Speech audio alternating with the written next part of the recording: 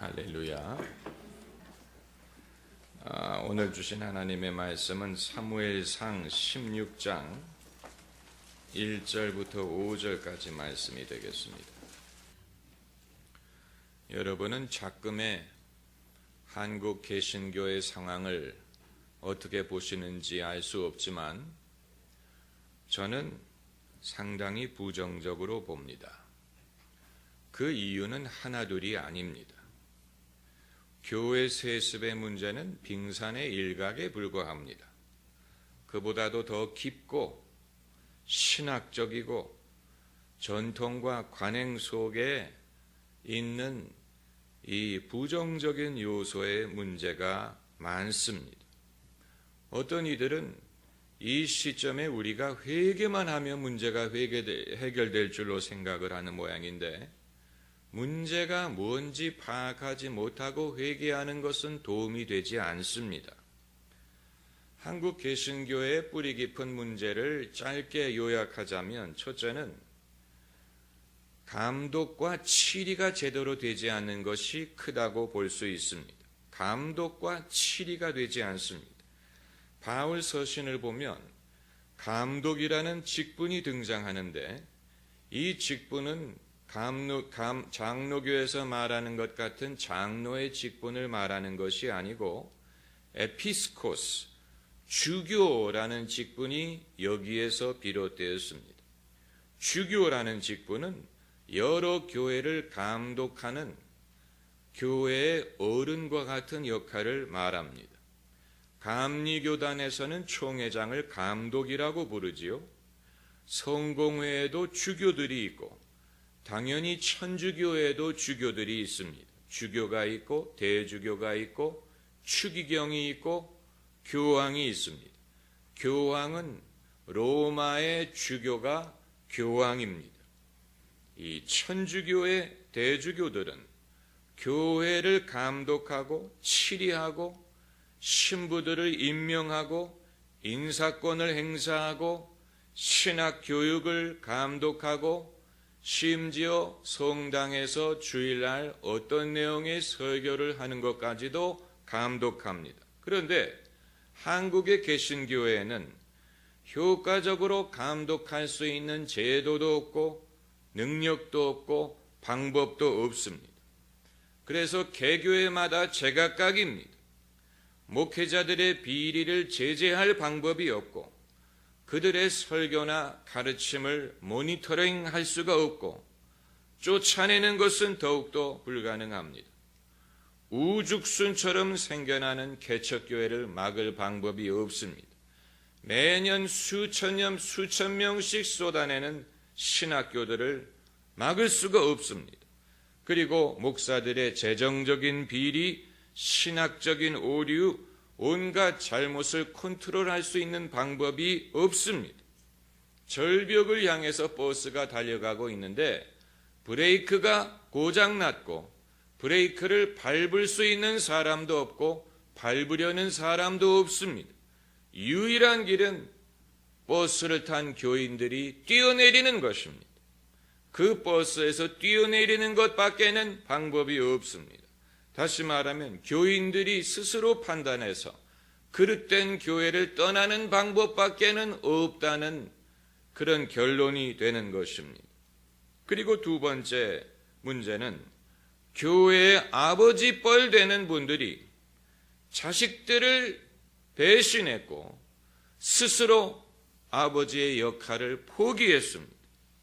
옛날부터 교회의 어른으로 여김을 받았던 교계 어른들이 그들의 성공, 명성, 그들의 인기에 덫에 빠져서 오류에 빠지고 말았습니다. 그래서 그 자식들이 더 이상 아버지를 따를 수가 없게 됐습니다. 자식은 아버지를 닮아야 되는데 이제는 아버지를 닮아서는 안 되는 시대가 됐습니다. 아들과 사위에게 교회를 물려주는 데에서 결국은 지금까지 우리가 아버지라고 존경하던 분들이 결국은 명예, 특권, 성공을 추구하기 위하여 이 일을 해왔다는 사실을 자인한 셈입니다. 그래서 과거에 그들이 외치던 부흥과 교회의 성장은 결국은 개인의 명예를 위한 것이었고 주님을 위하여 모든 것을 버린 것 같았는데 어느 하나도 버리지 않았고 오히려 남보다 더 많이 얻으려고 했다는 사실을 보여주었습니다. 그래서 아버지를 지금까지 흉내내려고 했던 수많은 자식들은 이제는 더 이상 아버지를 배웠다가는 그들의 명예욕, 그들의 권력욕을 배울 수밖에 없는 상황이 됐습니다. 여러분, 목회자든 평신도든 자기 자식을 신학교에 보내서 목사를 만드는 일이 얼마나 어려운 일입니까? 부모의 입장에서도 어느 부모가 자기 자식이 세상적으로 성공하는 것을 원치 않겠습니까? 그런데 그 자식을 신학교에 보내서 주의 종으로 만드는 것은 부모에게도 어려운 것이고 자식에게도 어려운 일이에요. 많은 것을 희생해야 됩니다. 그런데 그렇게 자녀를 주의 종을 만든 후에 결국 하는 일이 교회를 물려주는 일이라면 그것이 모든 희생과 믿음의 종착역이었다는 얘기입니까?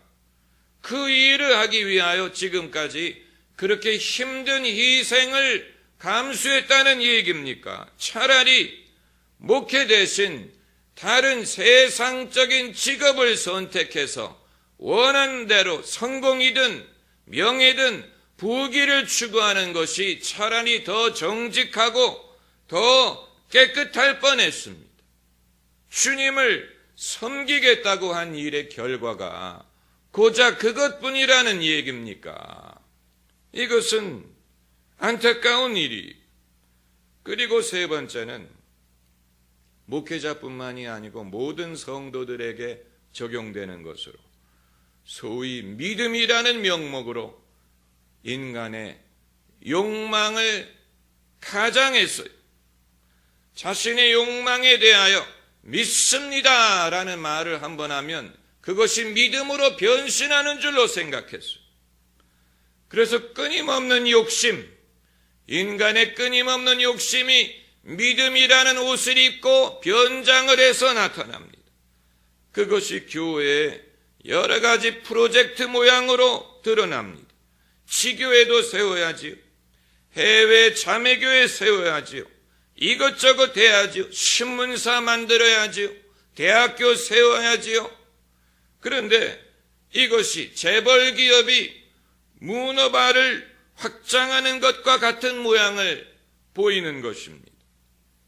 그래서 대형교회가 지방에까지 지교회를 세워서 지교회에 목사를 보내서 목회하게 한다면 차라리 모르겠는데 인공위성으로 실시간의 설교 동영상을 보면서 예배를 드리게 하는 것입니다. 지역교회의 개념이 어디 갔습니까? 자신의 설교 이외에는 방법이 없다고 믿는 것입니까? 모든 성도가 자신의 설교를 들어야만 된다고 생각을 해서 멀리 있는 지역의 위성으로 설교를 방송을 해서 자신의 영역을 확장시켜야 된다고 생각하는 것은 이건 믿음의 모양을 지닌 인간의 야망, 인간의 욕망을 믿음으로 가장한 것이라고 밖에는 볼 수 없는 것입니다. 성공을 숭배하는 개신교. 개신교는 성공을 숭배하고 숫자를 우상화했어요. 수치를 가지고 성공을 계산하고 수치를 가지고 믿음의 열매를 보려고 합니다. 그래서 개신교는 성공한 사람들을 좋아합니다. 성공한 정치인, 성공한 연예인, 성공한 체육인, 성공한 체육인의 간증을 들으려고 하고 성공한 연예인의 간증을 들으려고 합니다. 성공한 정치인을 모셔다가 장로님 하면서 간증을 드리려고 합니다. 성공했다는 사실이 하나님이 복을 주셨다는 증거라고 여깁니다. 그리고 목사들 자신이 자신의 성공을 예로 들면서 내가 이만큼 성공한 것이 하나님의 은혜의 증거라고 가르칩니다. 그래서 성도들도 그대로 믿고 이 교회가 이만큼 성장한 것을 보니까 하나님이 이만큼 함께 하신다는 증거다. 이렇게 생각을 합니다. 숫자를 우상화하고 성공을 숭배합니다. 그 자체가 하나님이 함께 하신다는 증거라고 가르치고 성도들도 그것을 당연히 여깁니다. 그러다 보니까 보이기 위한 신앙이 되어버립니다. 보이는 것으로 판단하는 신앙이 되어버립니다. 목사들부터 그런 신앙을 갖고 있고 그것을 성도들에게 가르치고 있습니다. 그래서 개신교인들이 숫자가 많아졌지만 멋있는 신앙인의 모습을 보여주지 못하고 신앙인의 열심은 있는데 그 열심이 남들에게는 전혀 무의미한 것이 되어버리고 말았습니다.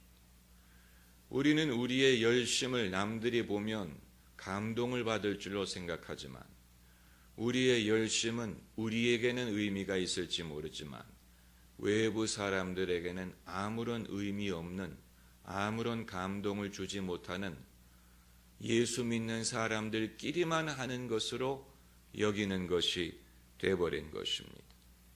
목사들이 그런 신앙을 갖고 있다 보니까 성도들도 그것을 담게 된 것입니다. 여러분, 그러므로 우리는 오늘 본문에서 사무엘이 사울에 대하여 슬퍼했다고 한 것처럼 오늘날 사울처럼 돼버린 교회에 대하여 슬퍼하는 것이 필요합니다. 애통해야 됩니다.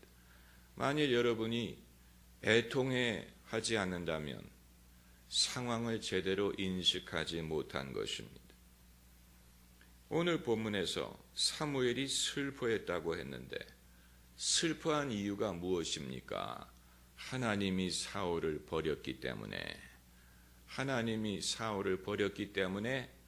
사울을 인하여 슬퍼했다고 했습니다. 여러분, 우리가 이처럼 그릇된 길에 빠진 목사들과 지도자들과 한국 개신교에 대해서 슬퍼하는 것이 필요합니다. 슬퍼하지 않는 사람은 상황을 인식하지 못하는 것입니다. 여기에는 사무엘의 실수도 있습니다. 왜냐하면 사무엘이 친히 사울에게 기름을 부었기 때문에 한때는 사무엘이 사울을 인정했어요. 좋아했어요. 잘 될 줄 알았어요. 거기에 하나님의 역사가 있다고 믿었어요. 한때는 거기에 동조했어요. 따라갔어요. 협조했어요. 그러나 시간이 지나고 보니까 그게 아니라는 사실을 알게 되고 자신의 책임을 통감하는 것입니다. 내가 저 사람에게 기름을 부었는데 내가 저 사람에게 임금이 될 하나님의 뜻을 전달을 했는데 나의 책임이 있다. 그리고 사무엘의 책임뿐만이 아니고 역설적인 말이지만 어폐가 있지만 하나님에게도 책임이 있어요. 왜냐하면 하나님이 사울을 지명하셨어요. 사울이 자기가 임금이 되고 싶다고 해서 임금이 된 게 아니고 하나님이 사울을 지명하시고 사울에게 기름을 부으라고 명하셨어요. 그런데 세월이 지나고 보니까 하나님께서도 사울을 임금 삼으신 것을 후회했다고 했습니다. 오늘 읽지 않았지만 15장 35절을 보면은 여호와께서는 사울로 이스라엘 왕 삼으신 것을 어떻게 하셨더라? 후회하셨더라. 우리가 이 신학적인 문제입니다. 하나님도 후회할 만한 일을 하시나 하나님이 당신의 행하신 일을 후회하실 때가 있는가? 그러나 성경에는 하나님이 후회하셨다라는 말이 여러 번 나옵니다. 창세기에도 노아의 홍수가 있기 이전에 사람 만드신 것을 하나님이 후회하셨다라는 구절이 있어요. 전능하신 하나님이 어떻게 후회할 만한 일을 하느냐? 그건 우리가 생각해 볼 여지가 있지만 부인할 수 없는 사실이에요. 성경이 그것을 명백하게 말하고 있기 때문에 하나님도 한때는 누가 잘할 줄로 판단을 하시고 누구에게 고난을 위임을 하시는데 그것이 사람의 잘못이든 환경의 문제든 하나님이 사람을 잘못 보셨든 간에 결과적으로 하나님이 후회할 만한 일이 발생할 때가 있다는 사실. 그래서 하나님도 어느 정도 책임감을 느끼실 것입니다. 내가 그럴 줄 알았더라면 사울에게 기름을 부지 않았을 텐데, 내가 사울에게 이 일을 맡기지 않았을 텐데 하나님도 후회하시는 것입니다. 그리고 사울의 잘못이 가장 큽니다. 당사자의 책임이 가장 큽니다. 이것은 변명의 여지가 없습니다. 사울이 기름 부음의 책임을 알고 그것을 받아들였다면 그 이후에 그가 한 일에 대해서는 스스로 책임을 질 수 있어야 됩니다. 그가 남의 강권에 의해서 임금이 됐다고 발뺌할 수 없습니다. 나는 자격이 없는 사람인데 하나님이 시켜서 할 수 없이 했다. 내 능력 밖의 일이다. 이렇게 발뺌할 수 없습니다. 사울 자신도 남들보다도 머리 하나가 더 컸다고 했습니다. 자신의 역량, 자신의 야망에 대해서 모르지 않은 사람이에요. 그러므로 임금의 책임과 의무에 대해서 충분히 알면서 그 일을 감당했다면 그 이후의 결과에 대해서는 본인의 책임이 가장 크다는 사실을 알아야 되는데 결과적으로는 이렇게 된 것입니다. 그래서 사무엘이 슬퍼했다고 했죠. 여러분, 우리가 한국 개신교의 모습을 제대로 보고 슬퍼하지 않는다면 상황을 인식하지 못하는 것입니다. 슬퍼한다는 말은 실망한다는 말이고 역겨움을 느낀다는 말이고 그리고 나도 그 중에 일부인데 나도 책임이 있구나. 우리 모두가 우리의 모습이 이렇구나. 이것을 슬퍼하는 것입니다. 그런데 하나님이 뭐라고 말씀하시냐면 내가 언제까지 사울을 위하여 슬퍼하겠느냐. 이 말은 이제 그만 슬퍼해라 하는 말이에요. 슬퍼하는 것이 이제 족하다. 슬퍼하지 말라는 얘기가 아니고 슬퍼만 하지 말라는 얘기입니다. 요즘에 교회에 대해서 의식이 있는 사람들은 그 사람들이 예수 믿는 사람인지 아닌지가 불분명할 정도로 교회를 싫어하고 교회에 대해서 안티가 되고 교회에 대해서 비판하고 그런 사람들은 세상에 많습니다. 우리가 조금만 교회 밖에 나가면 안티 기독교 세력이 얼마나 많은지 몰라요. 우리 여러분이 조금만 밖에 나가서 사람들과 대화를 해보면 오늘날 대한민국의 대중에 개신교에 대해서 부정적으로 생각하는 사람들이 얼마나 많은지 몰라요. 아마 여러분 이렇게 생각하실 거예요. 비록 한국 교회 어른들이 노년에 들어서 좀 실수를 했기로서니 평생에 그들이 주님을 위하여 세운 공로를 인정해 주어야 되지 않느냐? 그들이 수많은 사람들을 예수님께 인도하지 않았느냐? 많은 사람들을 전도하지 않았느냐? 그 공로를 부정할 수 없지 않느냐? 일리가 있는 얘기. 그런데 문제는 그것만 봐서는 안 되고 그들 때문에 교회 가지 않겠다고 하는 사람들의 숫자를 세봐야 됩니다. 그들 때문에 기독교에 대해서 실망하고 교회를 싫어하게 된 사람들의 숫자를 세서 비교를 해봐야 됩니다.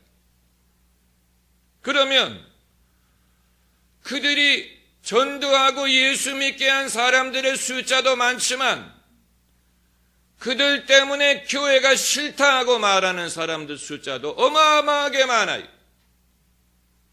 그렇다면 그들이 개교회는 살렸을지 모르지만 한국 교회를 죽게 만들었다는 얘기. 무슨 말인지 아시겠어요? 본인들의 교회는 성장했을지 모르는데 그들 때문에 교회 전체가 죽는 문제가 발생하게 됐어요. 전도의 길을 막아버렸어요.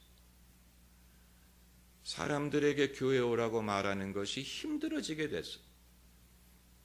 교회의 이미지가 아주 부정적으로 바뀌었어요.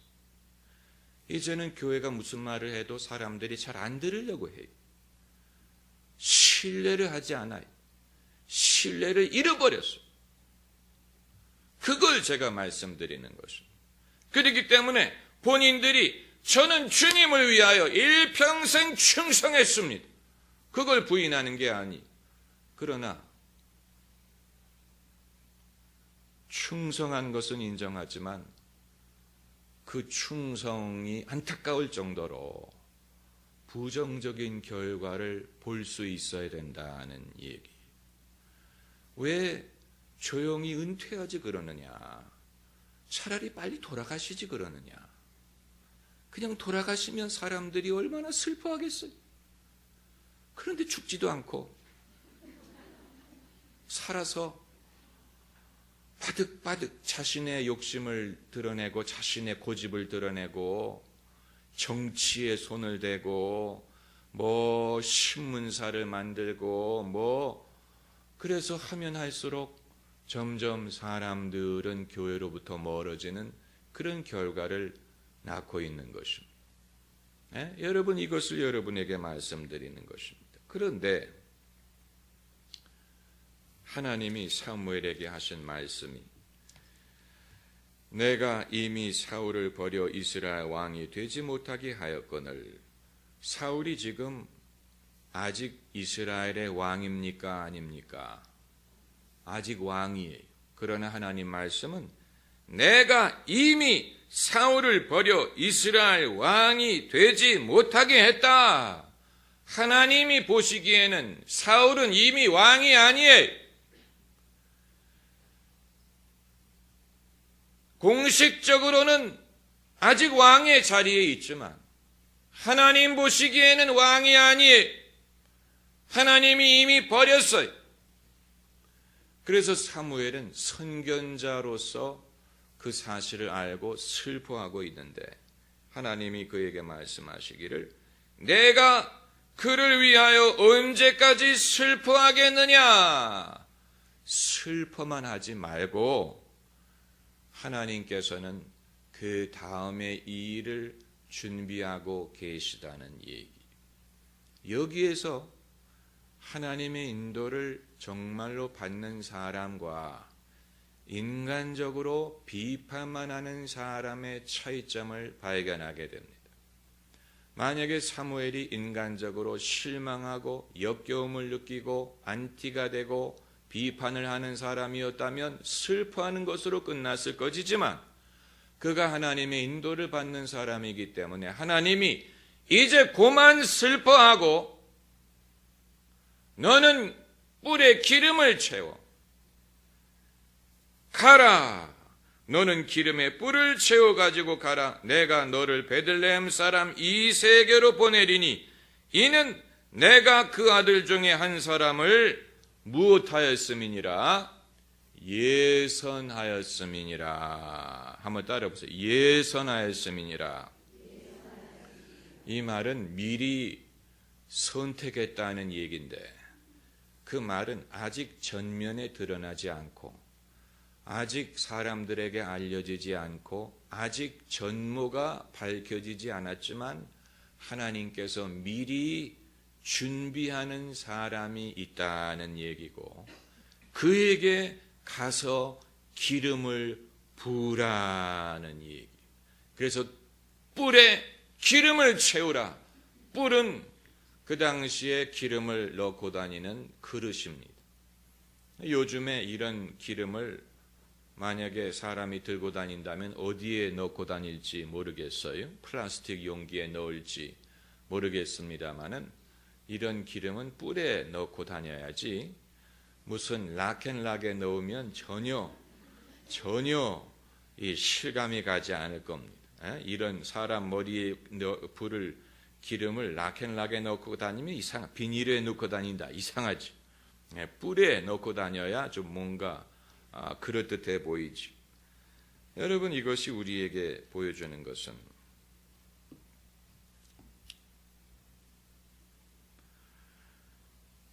하나님이 이 사울이 임금으로 실패를 했지만 하나님은 임금이라는 제도를 폐지하지는 않고 또 사람에 실망했지만 사람을 포기하지 않는다는 얘기.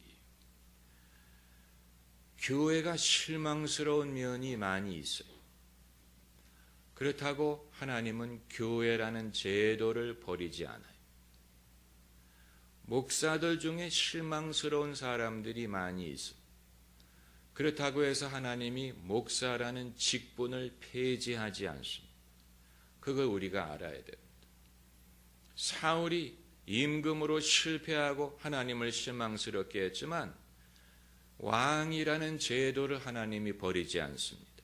그 대신 다른 가문, 다른 세대, 다른 인물, 다른 마음을 갖고 있는 사람에게 하나님이 기름을 부어서 예선을 하십니다. 이것이 이제 우리가 기도해야 될 제목입니다. 사람이 난 교회에 실증났다, 교회에 실망했다, 나는 교회를 더 이상 다니지 않겠다. 그건 하나님이 버리지 않은 제도를 사람이 임의로 버리는 것입니다. 목사들 나는 못 믿겠다, 나는 이제 목사들 전혀 말 듣지 않겠다. 그러나 하나님이 그 직분을 버리지 않았다면 사람도 그것을 버리면 안 됩니다. 우리가 구해야 할 것, 기도해야 될 것은 하나님께서는 제도가 실망스럽다고 제도를 폐지하지 않고 새로운 사람, 새로운 가문, 새로운 세대에 기름을 부어서 예선하시는 분이라는 사실이 아직 사울이 임금으로 있습니다. 아직 그 사람들이 아직도 그 자리에 있어요. 예선했다는 말은 아직 드러나지 않았다는 얘기입니다. 드러나지 않았지만 하나님께서는 벌써 다음에 쓰실 사람들을 선택하시고 준비하고 계시다는 얘기예요. 이것은 사무엘에게 두려운 일이었습니다. 오늘 본문을 보면 사무엘이 2절에 사무엘이 가로되 내가 어찌 갈 수 있으리까 두려워합니다. 아마 여러분도 이런 교회 개혁에 대한 말을 들으실 때 두려워할 것입니다. 기름 부음 받은 분에게 비판하다가 벌 받으면 어떻게 합니까? 오늘 본문을 보면 사무엘도 두려워했어요. 그러나 하나님은 두려워하지 말고 하나님이 시키는 일을 하라고 하십니다. 여러분, 이러한 두려움이 교회의 변화를 그동안에 가로막는 이유가 됐습니다. 사람들이 할 말을 못하고 두려워해. 그러다가 벌 받으면 어떡할까? 하나님이 알아서 하시겠지. 두려워합니다. 여러분, 이 두려움은 믿음에서 비롯된 것이 아닙니다.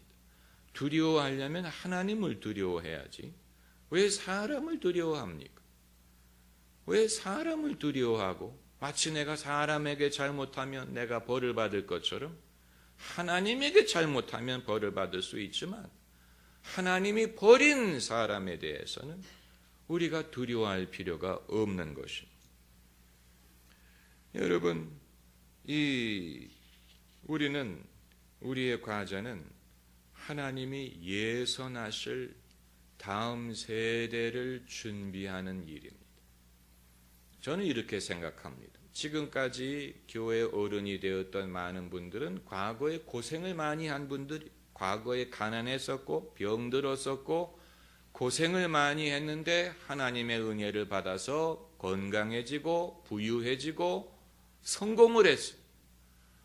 그래서 과거에 고생한 것을 늘 벼슬로 생각하고 내가 과거에 일했는데 하나님의 은혜를 받아서 내가 이만큼 성공했습니다. 여러분도 그렇게 될 수 있습니다. 라는 메시지를 전했습니다.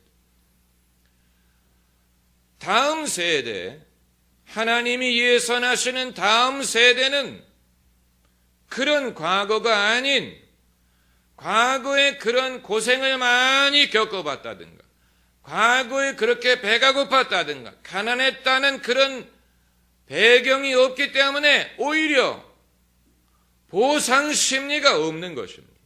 내가 과거에 그렇게 고생했기 때문에 이제는 좀 잘 살아봐야 되겠다. 이제는 좀 배가 불러야 되겠다. 이제는 사람들에게 인정을 받아야 되겠다. 이제는 내가 좀 사람들에게 높임을 받아야 되겠다라는 보상 심리가 없는 거예요. 과거에 그런 고생을 겪어보지 않았기 때문에 오히려 더 하나님 앞에 순수할 수가 있는 것입니다. 이 고생에서 벗어나게 해달라고 하나님께 구하는 것이 아니고 주님을 순전하게 사랑하고 의지하기 때문에 주님을 따르는 것입니다. 주님을 믿는 믿음은 똑같은 믿음이로되 그 동기가 더 순전할 수가 있는 것입니다. 여러분, 다윗이 적어도 태어나서부터 기름 부음을 받을 때까지는 평범한 가정에서 평범하게 살았어요. 그가 무슨 고생을 많이 한 게 아니에요. 그의 고생은 기름을 받은 이후에 시작한 것이죠. 그 이전에 그의 개인적인 고생을 하나님이 사용하셔서 그에게 믿음을 가르치신 것은 아니에요. 그러므로 우리도 내가 하나님에게 쓰임을 받으려면 고난을 많이 겪어야 되고 무슨 고생을 많이 해야만 하나님이 쓰실 것이다 라는 생각은 잘못된 생각. 예수님이 공생애를 시작하시기 전에 무슨 고생을 했다는 성경 구절이 있습니까? 평범하게 사셨죠. 사도 바울이 사도로 부름받기 이전에 그가 무슨 고통스러운 삶을 살았습니까? 그렇지 않습니다. 아브라함이 하나님의 인도를 받기 전에 그가 무슨 고통스러운 삶을 살았어요? 그러지 않아요. 그러지 않아도 얼마든지 하나님의 쓰임을 받을 수가 있습니다. 그러므로 이런 과거에 아픔이 많고 고통이 많아야만 하나님이 쓸 수 있다는 그런 생각은 사람들이 만들어낸 거예요. 자기의 경험을 가지고 만들어낸 거예요. 그렇지 않습니다. 하나님은 어떤 사람이든 쓰실 수 있습니다. 어떤 사람이든 그 사람에게 믿음만 있다면 그 사람이 지금까지 어떻게 살아왔느냐 하는 건 별로 중요하지 않습니다. 그 사람이 과거에 뭘 경험했느냐 별로 중요하지 않습니다. 중요한 것은 하나님이 부어주시는 기름 부음입니다. 할렐루야. 그렇기 때문에 하나님이 예선한 사람이 있지만 기름을 부어야 되는, 사무엘이 그에게 기름을 붓는 것은 하나님이 주시는 성령을 상징하는 것입니다. 그래서 예선할 만한 그런 자격, 능력, 소질이 있지만 이제 그 사람에게 기름을 부어서 장차 하나님의 일을 감당하게 하시는 것입니다. 할렐루야. 기도하십시다.